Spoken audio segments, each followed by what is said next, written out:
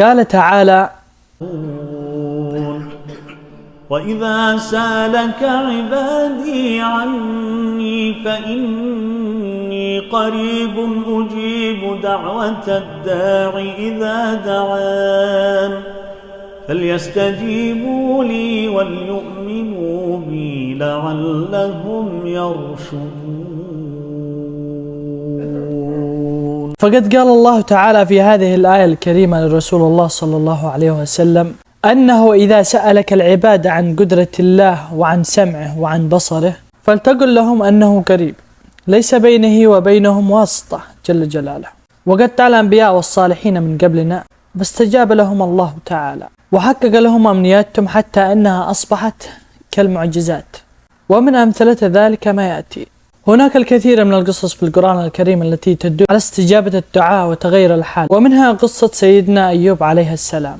قال تعالى: وأيوب إذ نادى ربه أني مسني الضر وأنت أرحم الراحمين رب إني مسني الضر.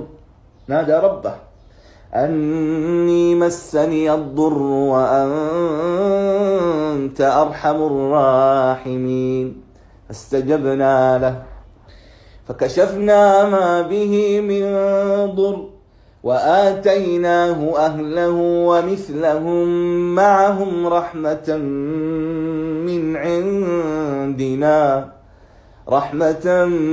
عندنا. خلاص بس كده يعني سمعنا قصة أيوب ورحمة الله سبحانه وتعالى ورحمة من عندنا كده وبس خلاص؟ لا، وذكرى للعابدين المنشغلين بالعبادة في رمضان وفي كل حياتهم، هذه ذكرى لكم. وقد كان سيدنا أيوب عليه السلام يقاسي أنواعا كثيرة من المشقة، فعندما دعا الله جل جلاله استجاب له، فأمره الله أن يقوم من مقامه وأن يركض برجله، ففعل ذلك فأنبع الله له عينا من الماء، فقيل له: هذا مغتسل بارد وشراب، أي نبع عين تشرب منها وتغتسل منها فيبرأ ظهرك وباطنك من جميع الأمراض. قصة سيدنا يونس عليه السلام. قال تعالى: وذا النون إذ ذهب مغاضبا فظن أن لن نقدر عليه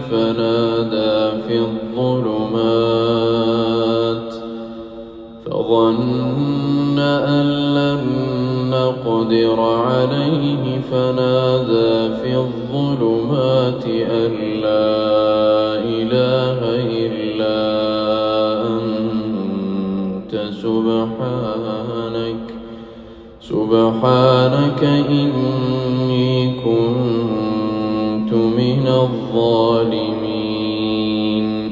فقد قيل في قصة سيدنا يونس عليه السلام أنه ذهب يوما في السفينة مع جماعة من الناس، فجاء حوت وحبس السفينة، وخاف أهل السفينة على أنفسهم فعملوا قرعة، فكان الخيار عليه بأن يلقوه في البحر، فدعا بهذا الدعاء: لا إله إلا أنت سبحانك إني كنت من الظالمين.